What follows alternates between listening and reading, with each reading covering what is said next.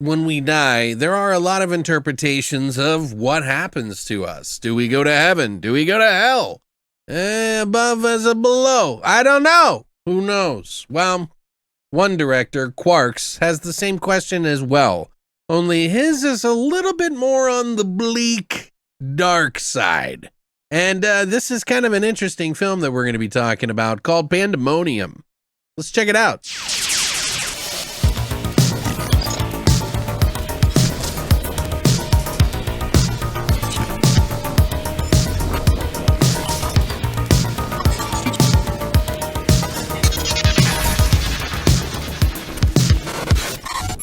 What's up, guys, and welcome back to Beyond the Void Horror Podcast. My name is Alex, and today we're going to be doing a spoiler-free review of a new release that just came out called Pandemonium by Quarks, with 2 X's, by the way. I had to look it up. Actually, it's on the front here, too, But yeah, so this is a movie that we're going to be talking about. I'm not going to do the full, unboxing and everything. I'll just kind of give you kind of an idea what's in this, what I think of this movie. This was actually sent to me by Resolution 67. Thank you so much, man. This one's really unique. It may be for some, it may not be for everyone, but I'll give you my thoughts on it. So what is Pandemonium all about? Well, first of all, it's a movie that came out in 2023 about this guy who is played by Dylan Hugo, and he and this other man meet up on a road where his car is overturned. They come to grips with the reality that, hey, maybe they're not alive. And so some really strange things happen where they have to go through different doors.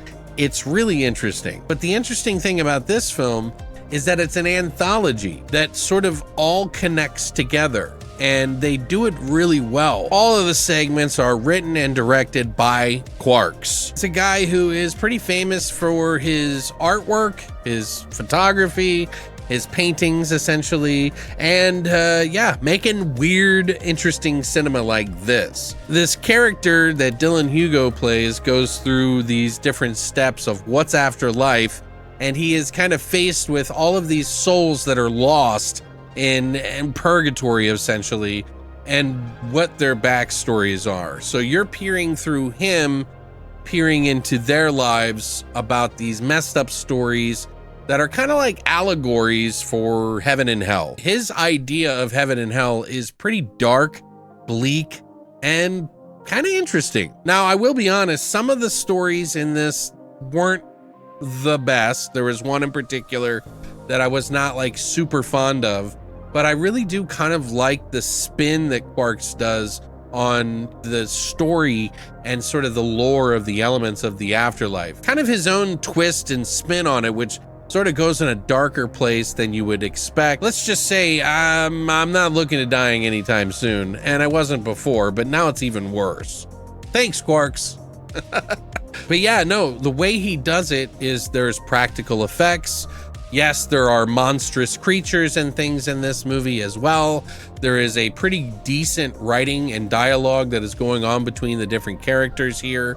There's use of metaphors that are in this movie to kind of tell the story of what a person like this and why they would either go to heaven or hell. So what I'm seeing from Quarks is he's using his knowledge of painting and photography and mashing them into a story on film. You're gonna get a little bit of all of that. The scenes are beautifully shot. There is a lot of really amazing scenes. Specifically, the beginning of this movie is so amazing. They went to this sort of mountaintop on a road and to shoot this whole thing, and some people almost died from being stuck up in the middle of nowhere in the snow, which, it was snowing in the middle of summer at this particular place that they went to. And it's a wild story that they tell you in a lot of the extras. So if you were to ask Quarks what he thinks this movie is, he would tell you that it is essentially about grief. And he's not wrong. There's a lot of grief going on and how we deal with that grief. His idea of making a film is he thinks that in order to make a good movie, you have to put everybody through every specific motion of a human being. Happiness, sadness, defeat, grief, scared, everything. He wants to pack all of that into one movie. That sounds a little bit overwhelming for some, but I think he pulls it off in a very stylized way. But it has this vibe about it, about the afterlife and what happens to you, that's really interesting and very beautiful. Like, they do a really good job of the artwork and design, the, director of photography, obviously, all of that is Quark's, and he's doing a fantastic job here. Again, some of the anthology moments in the film, one of them lacks a little bit more than the other one, and you may or may not be interested in the metaphors that he's kind of latching onto about grief, but they're in there. The movie may be a little slow for some, but I think, going into this film, you should know that it's an art film, so you sort of know what to expect. But I honestly feel like the beginning of the movie was probably one of the best things about this film. The connecting story from, Dylan Hugo's character to the very end is probably the most intriguing thing to me. I could watch a whole movie on just that, experiencing the afterlife through his eyes. But they go a little bit further to do a couple of extra stories. I wouldn't say it's my favorite film ever, but I think this is a very specific niche kind of vibe that some people will like and some people won't. If you're an aesthetic person, you might really enjoy this movie a lot more than someone who is going specifically for a vibe. That's not to say that there is no vibe in this movie. It's just a very pretty film. I personally fall somewhere around the 7.5 range on this one. I'm not 100% sure if I want to give it an 8. I will watch this again because it is so beautiful and I do like the metaphors involved. So it may be one that grows on me over time. There are movies like that. For instance, the movie Stalker is one of those movies that kind of sits with you a while and you start to think and remember about, even though it may be boring to everyone else, it's one of those ones that will sit and percolate with you. And I feel like this is kind of one of those films too. If nothing else, Quark's is just trying to put his particular interest into a movie that he wanted to do, that is totally hands-free from the mainstream and any kind of producers who are trying to control it. That's why he made this film, because he wanted to make his own artwork. And I'm sure, being someone who's a painter and a photographer, having too many people chattering, telling you how to do stuff is not something ideal for an artist. Whether you consider him or not, I think he's an auteur and he is looking to make artwork that suits his particular art stylings and thoughts, what kind of makes him tick. You either may like or dislike that, but it is definitely Quark's. Fans of Arthouse, I mean, this thing is all over the place. It's a genre bender. It's got horror, fantasy, sci-fi, all of these elements. Some of the CGI, creature work, practical effects, everything is kind of looking good. So I really enjoy that, and I appreciate that this film goes there with that, because it has so many different things in one movie.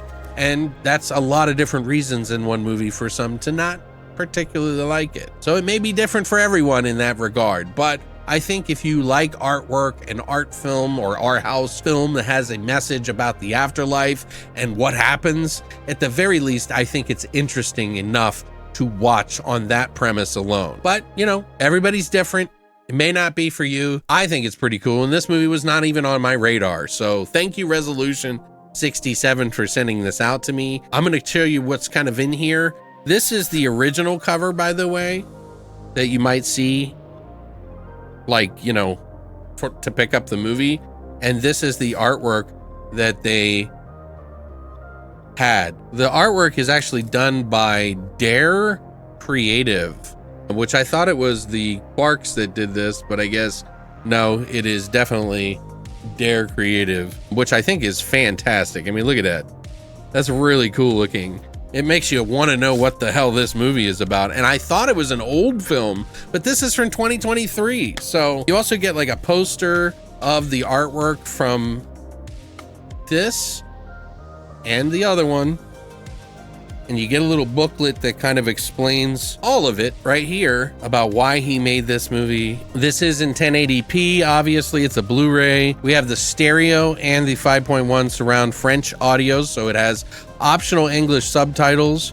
You have different textures, a brand new interview with the writer-director Quarks, Tony the Monster, a brand new interview with the writer-director Quarks, special makeup effects supervisor Oliver Alfonso, filming a real birth, brand new interview, and writer-director Quarks sharing a behind-the-scenes look at the filming of the birth, footage of the film's 2023 premiere in Paris, making-of featurette, trailer, reversible sleeve and cover. We also get the double-sided fold-out poster, the illustrated collector's booklet featuring new writing on the film by Anton Bittel, and a director's statement and director Q&A. So it's all in here.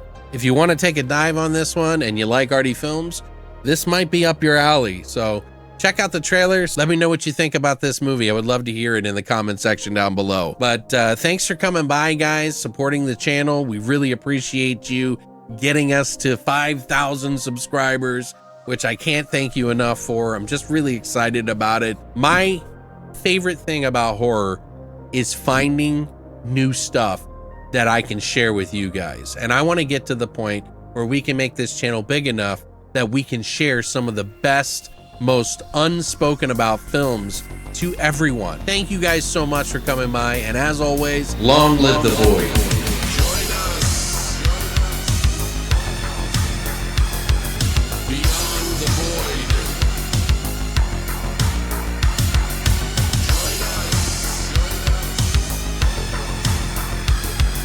Beyond